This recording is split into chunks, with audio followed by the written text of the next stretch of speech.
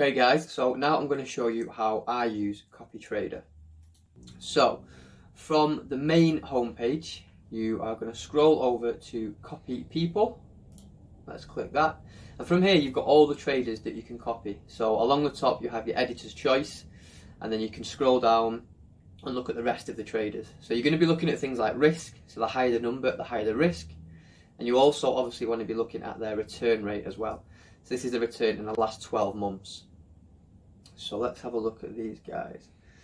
So I'm going to scroll up and go back to editor's choice, and let's have a look at this one, social investor. So let's have a click. So we've got pretty decent performance over the last 6 months. And as well as this information, you can scroll down. You can also look at the average monthly risk score as well that this trader has, as well as having a quick look at their portfolio and what they trade in and how profitable they've been.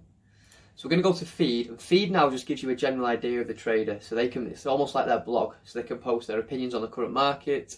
They will give you some advice on trading, and if it's in a different language as well, then Google will automatically translate this for you usually. So super easy to use.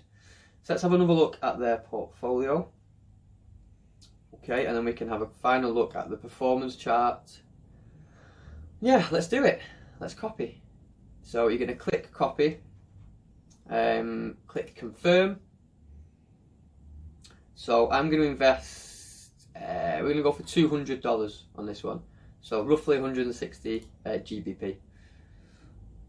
Let's just double check that. Okay. And that is it.